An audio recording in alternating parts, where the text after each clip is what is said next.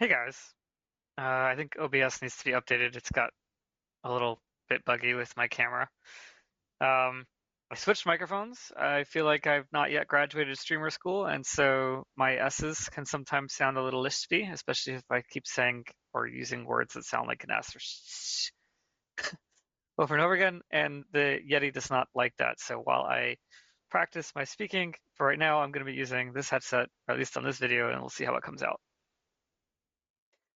In this video, this is a different video than normal. I have in various scenarios talking to people about things that they're doing or about something that they want to work on, a project, and so on and so forth. I have referred them to ChatGPT. And notice I'm specifically using ChatGPT. I'm not saying AI, I'm saying ChatGPT because that's a specific tool on AI that can be used to your advantage to help streamline and essentially um, cut down on the number of prep work that has to happen on certain projects. And a lot of times the response I get back is, well, I tried, or this is what it came back with, or it wasn't really good. And then I often turn that around and actually sit down and I have a 30-second conversation with ChatGPT, and then I send them the link, which contains significantly more useful information than what they originally got out of it. And like they go, "Wow, how did you do that? Like, what did you do? How did we get that out?" And so today we had a conversation with a client. We were talking about something, and I recommended ChatGPT, and they're like, "Well, I don't really know, or I can't really get good information out of it. So if you're like, maybe you should uh, help me with that." Or um, I mentioned doing a video about it. They're like, "Yeah, do it. We'll watch it." So here's the video around it, and it's actually funny because if you talk to me about AI, if you've seen me on the Ninja One webinar around AI and coming changes, stuff like that, like there is all sorts of opinions on whether or not we should be using AI and how to use it and whether or not it's good and stuff like that. Um, and my opinion is, I happen to dislike AI a lot. In fact, I actually have on my mendyonline.com website, I've got a few blog articles that you can go read, and they include, uh, conversations around AI. Uh, so just no ChatGPT experience, the declarations of AI. This is early stuff. When ChatGPT first came out, we did an article about how we were able to get past and influence AI and stuff like that. And in general, AI, it's not the answer to everything. It's also not a good tool to have out in the world. And um, the thing is that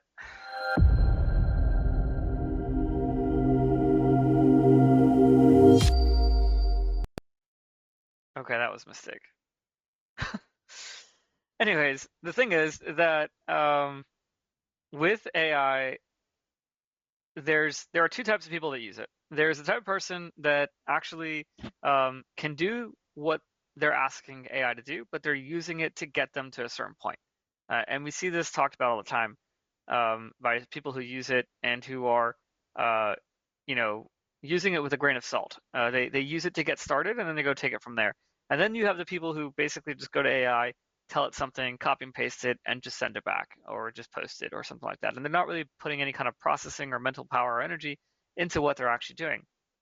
And so for me, the reason why I dislike AI is because my entire purpose, my entire ethos of Rising Tide is the improvement, the education, the critical thinking, the decision making, the overall growth of the person, the technician, the leader, the mentor, the CEO, whatever, the business. That's my purpose. That's what I'm doing. It's education. And what AI is allowing people to do is to go hands off. I have a specific philosophy that I threw around as a early day mentor in the technical world um, that says, simplicity breeds stupidity. Obviously, it's not a great line to go around throwing at your people who like doing things simply or faster or whatever. Like, it's not necessarily a friendly phrase to throw at people, but it is true to an extent. Like humans are adaptable, and so if you stop doing something, you're going to forget how to do it. right? Skills that you've learned how to do are going to go away, and it's going to become it's going to atrophy from disuse. Um, and eventually, at some point, uh, either through over generations, the know-how of how to do it is going to go away, right? Like imagine today in a world where technology were to disappear, like the whole point about apocalypse movies and stuff like that is that we have no idea how to work. Like only survivalists or whatever will actually have an idea of what to do in the event all technology were to stop working because we just forgot how to live without it. You know, it's something that we've adapted ourselves out of. And the problem is that early day technology, it wasn't very reliable. Like people understood technology as being something that was a gimmick or something that would require, coaxing to make it work. And so the older technology people have a good background and basic understanding of the foundations, and that when something goes wrong, it's not a oh no, the world is ending. It's a that's strange. Let's see why that's happening, and then work to fix it. Whereas today, uh, you know, people who aren't technicians, and even some people who are technicians, when they run into a situation, it becomes a blocker for them as opposed to a challenge for them to succeed over. And the problem is that the reason why this happened is because technology has improved to a point where it gives the experience or the illusion of it being almost perfect, or the illusion of it having like it's supposed to work. And so therefore, when it doesn't work, it's like, oh, that's weird. What's going on? And now everything's ending. Um, the AI tool is basically giving us a way to say, I don't need to think. I can go to AI and say, compile me a paper that does X, Y, Z. Now, sure, it's not going to come out as well thought out or as in depth as it would if a human were to put it together, right? But like if you look around at what's being marketed right now, like the marketing of applications, the marketing blog posts and things like that, they are absolutely AI generated. I saw a picture. There was a meme around this CrowdStrike event that just occurred. Like I stayed quiet around it. I wasn't looking to throw salt on the wound. I know that experience, and so I didn't really want to get into that topic specifically about what happened with CrowdStrike. At some point, we'll go through and talk about it, my opinion of things on that. But I saw someone post, an MSP post, a meme about the situation, and they used an AI generated image to the point where like CrowdStrike was spelled wrong. There were too many people, there were mistakes on it. Like it was such a lazy posting, which is the problem, is that people stop making the effort and then they forget even how to do it because they just didn't even bother. Um, One of the things that any leadership trainer or mentor will tell you is that adversity breeds uh, um, growth, right? Growth comes from adversity, and the the problem with that saying is that sometimes people are like, well, should we cause a fight? Like, no, we shouldn't try to make it hard on purpose. But there's this perfect middle ground that we want to get someone into to get their flow when they're working, and that perfect middle ground is something that's not too easy where they just turn their mind off and stop thinking, and not too difficult where they give up. It has to be a challenge that they can accomplish because when they do that, they learn to grow and they go to the next one. So we should always keep them challenged and always keep them growing, right? If we're not putting effort into what's happening, then our skill set and our ability to do stuff atrophies. So I that's just a really long way of saying I really dislike AI, and I dislike what what it means for us as in the future, because I know I can already see it, a future of where our ability to do certain things is just going to go away because there are going to be more people that are using AI to be lazy than there are people who are using AI to be productive, right? They're two different, it's a very nuanced difference there. And I think that currently the way the world is, unfortunately, um, that's just how it's going to go down. With that being said, and if I'm doing an instruction video on ChatGPT, I need to put all that disclaimer up front. With that being said, I do want to talk about how we can use ChatGPT correctly so that we are putting in the effort, we are thinking about it. It's not something that we're just doing to be lazy, and so on and so forth. So I'm going to go ahead and reshare my screen here, and we can see that I'm inside ChatGPT, and we're going to talk about how um, this can be used. So the first thing is that I'm hiding my sidebar. I don't know what previous ChatGPT conversations I've had open. People are going to tell me that I'm dumb for calling it out, so everyone who is watching will pay attention to that bar if it ever does open, because it might open. I don't know. depending on where I click and what I do. But I'm just putting it out there that if you see something there, I don't know what's there, so don't ask me about it. But over here we have our selection menu where we can choose which ChatGPT we want to use. GPT 4.0 is, I would say, brand new, but it's not really anymore. 4.0 mini is newer. Um, and then we've got GPT-4, which is the one I primarily spent time in, the legacy model, though we can use 4.0 if we want. And again, every version is improving the AI's ability to think and perform and so on and so forth. This is the new chat button. Obviously, I'm not giving you a tutorial around ChatGPT. The thing that I really want to talk to you about is up here under my settings, my customized ChatGPT option. So I have someone that I work with within the MSP community. His name is Darren. He's a fantastic guy, very knowledgeable. And anytime that you ask him a question, you're almost guaranteed to get back a 3 to 6 paragraph answer, or and sometimes even more. Um, Even if it's something that you didn't really need, the answer that he gives back is always very well thought out. It's always very verbose and has all the information relevant to what it is that you're asking about. Um, and so what I did is up here, we basically tell ChatGPT who I am. So they basically have background information and the different things I may be asking about, which is completely fine, right? That's pretty easy.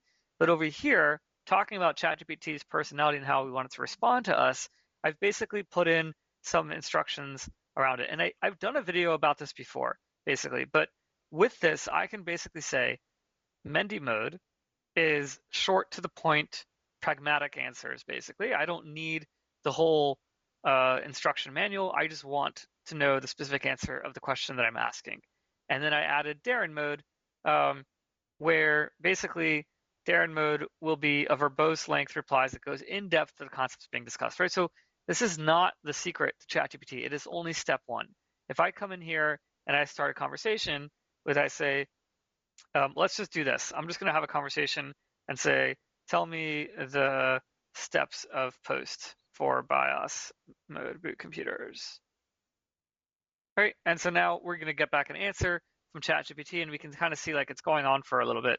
Uh, right. This is not necessarily Darren mode. It's not necessarily Mendy mode. This is just typical ChatGPT. Right. Now, if I'm just going to come back and say, activate Mendy mode, you can see already the difference.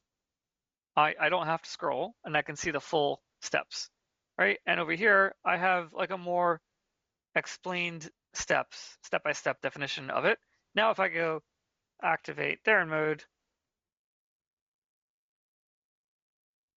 you can see that I'm in Darren mode and the information I'm going to get back is significantly more than what Mendy mode brought back, and probably more than what ChatGPT, or maybe it's the same amount, maybe it's a little bit more well explained. Um, you can see the paragraphs are a little bit longer. But that's step one to control how and what we're doing inside of ChatGPT, just so we have like preset templates essentially, so that we can easily and quickly get to the answer, right? Now, the thing is that ChatGPT, like any other human, which is kind of funny because it's not human, but like any other human, depends on context. And the more context it has, the better it can perform. So if I come in here and I say, well, I want to troubleshoot a situation where a computer is not booting correctly, um, giving it the context of the type of computer and things like that is going to be completely different. The actions and stuff will be completely different. The responses will be different than what we would get out of a straight up conversation. So if I go to ChatGPT and I say, I'm having trouble with the computer booting, this is what it's going to come back with, right? It's going to, okay, well, check your power supply, check your hardware checks, right? It's basically not much that's going on here, but this is pretty generic. It's not necessarily going to help me. If I go back to this chat where I already have a conversation about post happening, right? And let's look at the Mendy mode response here. Um, and I can say like, well, after the keyboard flashes, numlock, caps lock, and scroll lock, computer fails to boot. To do anything else,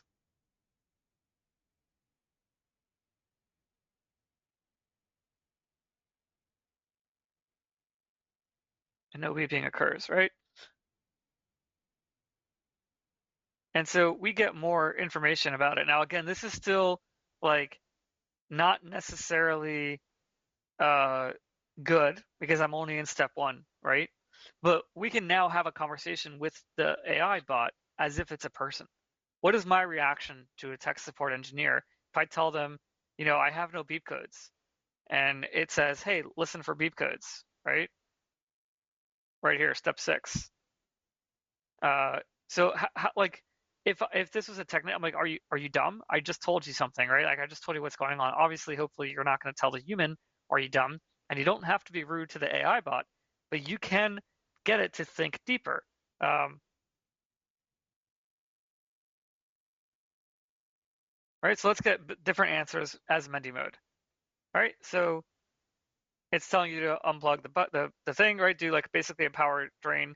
Let's test the RAM, make sure it can boot one RAM at a time, right? Listen for beep codes again if applicable, right? So now we could be like, well, I already said there are no beep codes. Can you give me specific steps based off the symptoms I already described, right? And the thing is like you can't go to ChatGPT, throw in a one sentence, and get back um, the the answer that you're looking for, right? But what we can do is we can have a conversation that drills down and deeper into the specific scenarios that we need to get an answer for, um, right? And so let's see. So now we've got power cycle, right? Okay, that's valid. Check monitor cable. Okay, is the monitor cable powered on? Right, that's also perfectly valid. Recent components, right? Again, pretty standard stuff. Test RAM, we want to remove. That's also pretty standard. Disconnect non-essential peripherals. Check power supply, right? And so now we can continue going through the step. Notice beep codes are no longer listed. I didn't tell it to skip beep codes. I told it to give me specific steps around the symptoms I already described. And so we can say,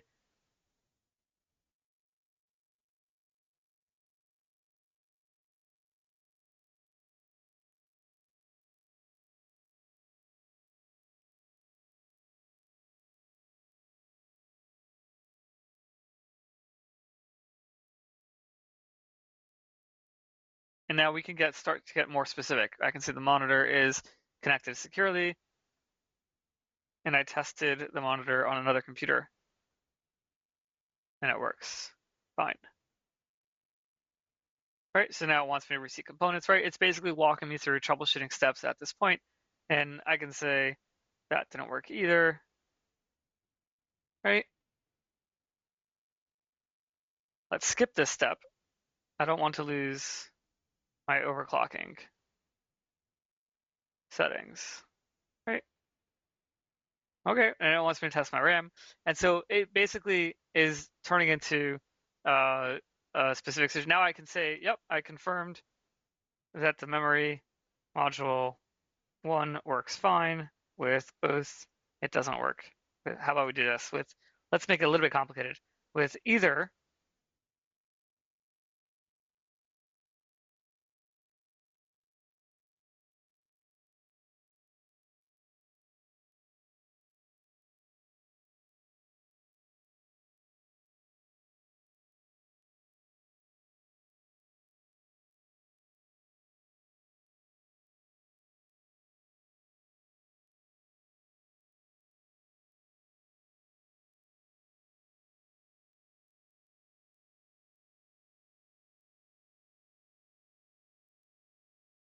right? And so because we've basically built context of what's going on, it can actually go into more depth, which is the point about what this entire video is basically saying, right? The more details, the more context you have, the more in depth you can get.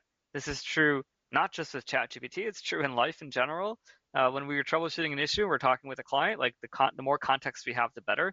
If we're talking to a person and we're trying to communicate, the more context we have, the more likely our communications will actually align successfully.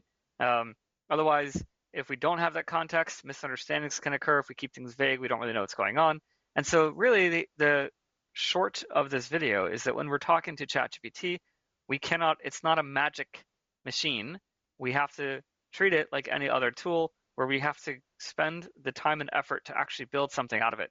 And so I actually want to show you a couple things that we did here. One of the things that I do often um, is that in the event I'm talking to somebody and they have a question about something that's going on, and um, I like something technical, a technical issue that they're running into. They have a question and they want my help with. I can basically give them the answer or give them different scenarios of what the answer may be. But if it comes to the point of like explaining why, I don't really have the time to get into the nuances behind it, right? Because a lot of my calendar is booked up very, very fast. And to spend time writing up something that I don't have the time for, and or I may not even remember everything about it, right? Like I have to go research and make sure I get the right information. Um, and so something like that uh, is easier for me to go to ChatGPT and say, here's the topic of the conversation. Here's where we got to. Go ahead and write up something that will explain what's going on. And so here's an example chat that basically is a perfect example of this, where we were having a conversation about performance running on a Dell server with Hyper-V. I provided basically the specs, and I wanted to write up a detailed technical breakdown using Mendy mode so that it doesn't go into too verbose stuff. That explains the importance of managing NUMA nodes and memory assignment, as well as the number of disks on the host for the workload. And I gave it some additional context around the disks and the specs of the server, right? So basically highlighted the specs, no problem, and then it started diving into the specific recommendations that was going on. Now, I didn't need just the recommendations because I already know what that is. Um, there were some mistakes as well, and so I corrected what it was saying. But really what I wanted to get to is actually explain the reasoning and the back end theory about why certain things were being done. And so at some point, number one, I want to verify that I'm cross-checking what it's giving me, right? So if it gives me an answer on a topic because I'm asking something specific with a parameter set a certain way, I want it to give me the exact same answer if I reverse it. I want it to give me the words will be different, but the meaning behind it is going to be the same exact thing if I ask the question a different way, so that it's giving me basically two data points that I can correlate. It's not making something up. And so I'm asking it more details around certain things. I'm giving it additional context here, and then it's coming back and explaining what's going on with that. And then finally, down here, I ask it in Darren mode for it to explain everything that's going on. And so now I've got Darren explaining everything that's happening, and I can just take this link and I send it off to the guy. And this was like 3 minutes to write up, right? So I've got this information, I just paste it in and I explain what's going on. I wait for it to answer. I don't even have to read the answer necessarily. I just go back to this, just continue the conversation and basically get it deep enough that it can actually get me something worthwhile. There's another conversation here that I can find, maybe. Give me 1 second. Let me find it.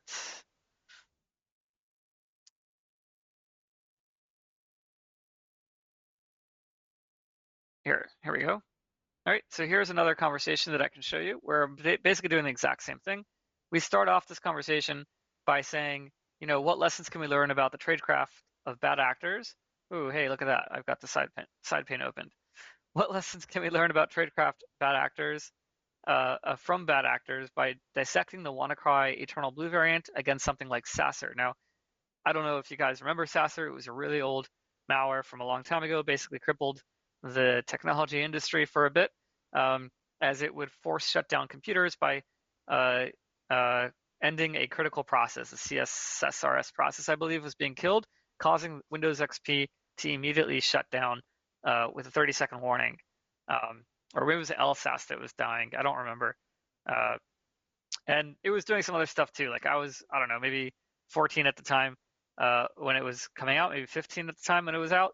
And so I don't really remember too much about it, but I'm basically telling ChatGPT I want to do an analysis and I want to see like what are similarities that we can take lessons from, and so on and so forth. And basically looking at this, we've got essentially um, a very high level answer, right? Both WannaCry and Sasser provides crucial learning opportunities. Here's some exploitation techniques between Sasser versus WannaCry. We're talking about a 10-year difference. This exploited a buffer overflow vulnerability. It was LSASS, yep. which handles local security login policies. And this, developed by NSA, leaked by shadow brokers, targeted the S&P block. Um, it also used the double pulsar backdoor to spread across connected Windows systems, right? This scanned random IP addresses. So a lot of the tactics are similar. The exploitation techniques were different. Um, in the end, lesson is we want to patch. Okay, we didn't really learn anything from that. That's not really helpful. Here's the payload and impact. You know, uh, caused machines to crash and reboot, making them unusable. Major disruptions across personal, business, and government computers. Right, that was Sasser. Literally, it affected almost the entire world. It was pretty bad. Um, and WannaCry also affected a ton uh, of businesses and stuff like that, but not as many computers notice, right?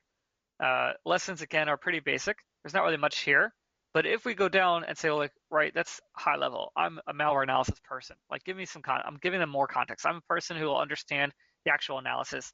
I'm looking for specifics and techniques used in code by each and draw comparisons of tactics. And so now it's like, oh, okay, well, your background's malware analysis. Let's go. And it's talking about the MITRE ATT&CK framework, right? And it's talking about initial access, execution, persistence. So it gets way deeper into the specific, you know, tactics of the thing. And again, it's just about providing the context. And I'm now like, okay, use known code samples and highlight snippets of each and similarities for those tactics. I want to find literally in code the similarities. Now, is this stuff made up? Who knows, right? Like ChatGPT and AI in general has a point or has a habit of making things up that it doesn't know, because the entire way ChatGPT operates is through inference. That's literally the design of the platform. It's I have enough contextual data to then infer what the next answer is going to be. And so sometimes that contextual data will be real, and sometimes it'll just be inferred, uh, right? But we can kind of see how it's basically pulling code, and it gets super deep into the specifics of how it's being done. And here are some similarities, right? And so on and so forth. Now, I can come back and continue this conversation.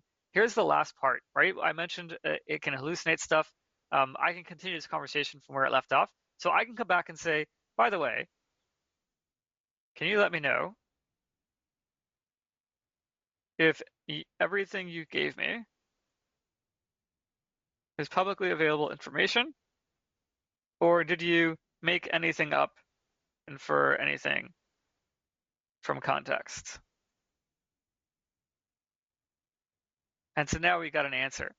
And in the event it does make something up, like it can say, yeah, actually, based off the information you gave me, I kind of made up this thing. It doesn't really exist, right? And so we see this like a very common complaint people have. It's like, oh, I go to ChatGPT, I told it to give me PowerShell, and the PowerShell doesn't work. Well, it's not that it doesn't work. The PowerShell code is valid. The only thing is that ChatGPT is assuming that you have all of the context, just like you're assuming it has all of the context as well. And so as long as you provide the contexts that are missing, it will work. All right. So oftentimes you go to PowerShell and you go to ChatGPT, say, give me a PowerShell that runs this code. And it's going to give you a function that doesn't exist. Well, guess what? All you have to do is ask, is that a real function? And ChatGPT will go, no, it's not actually. I made it up. Here's the code for that function. And it'll give you that code. And as long as you get to the point, it's levels and layers, as long as you get through where you have all the information, you will have a fully functional working PowerShell script. To that point, again, I'm going to stress, we use ChatGPT to do the work, not to be lazy. And so as long as we make the effort to give it the context, as long as we make the effort to have the conversation, to understand what it's saying and take things with that it's giving us back to use properly, then by all means it's a great tool. My concern is that someone's gonna go to ChatGPT, grab a PowerShell script, copy paste, not understand what it's doing, and then accidentally wipe out their machine, or even all their machines if they happen to use that on an RMM, right? And so that's one of the problems. Is that, again, we want to use ChatGPT to be productive, not to be lazy, if that makes sense. Another thing is that ChatGPT, one of the biggest human expenses that we have are people that exist just for overhead. We've got management, we've got making sure processes are being followed, we've got decision making that has to happen because we haven't yet found a way to mimic that decision making process.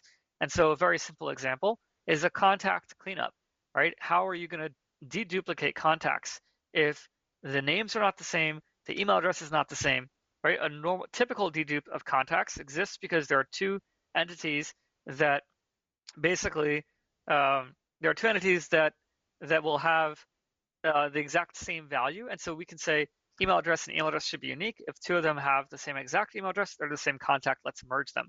That's a very basic dedupe. We can do that based off any specific fields which we can decide are unique. However, if they're not actually the same, if there's an extra space, if there's a typo, if there's an extra period or a hyphen or something like that, and they're not actually the same string, even though they are the same person, deduplicating those contacts becomes a very manual job. And a human will have to go through and analyze that list and decide duplicate, not duplicate, duplicate, not duplicate. This is something that we can pass off to AI because it's not harmful, right? It's literally what it's designed to do. It can look at the language and interpret it how it's supposed to be interpreted, and it can make decisions, right? It can say, this is a duplicate, true or false decision. And so when we talk about using AI in the business, there are certain things that we can have it do, which is almost guaranteed to be accurate. If we give it all the context that's necessary and we give it the constraints and boundaries for it to work within, then generally speaking, it will always give back expected results according to what we need. And so we can tell it to only answer in true or false. Is this duplicate? And then provide two options, and it'll say true or false. And based off the answer, we can take that true or false, compare it within a script decision point, and determine it is true, it is duplicate, we do now want to merge these two. Or false, it's not duplicate, we're going to skip these two and go to the next set. And so that is basically one of the other ways that we would use AI is to help us with that decision making. Research projects, surfacing data, getting started on writing content, critiquing. One of my favorite things to do when I tell ChatGPT about a post I'm writing is do not rewrite my post. I don't care what you want me to say. I'm not interested in copying and pasting your post. I just want to know the critique about the post that I have. And so I give it my post and I say, critique it, do not rewrite it. And I send it across and it gives me back things that it finds wrong. My tone isn't friendly. Oh, well, that's just who I am. You know, it's not professional. That's okay. Things like that it'll comment on. Maybe I need more commas if I miss the Oxford comma too much, and different feedback around the specific post is provided that I can then go and decide I do want to make that change. I don't want to make that change. I don't care about that, and we're going to go for it. So again, just to repeat myself one more time, the way to use AI properly is through making sure you're productive and not being lazy. Because again, being lazy means deteriorating of skill sets and atrophying of skills that we need in order to survive as a species. And currently, that's already in enough trouble as it is. Hopefully, this was fun and entertaining for you. I did not smack myself in the face this time, but I did accidentally run my intro twice. So I don't know, maybe it's a trade-off. If you have any comments or feedback below, I'd love to hear it. And I hope you have a great rest of your night.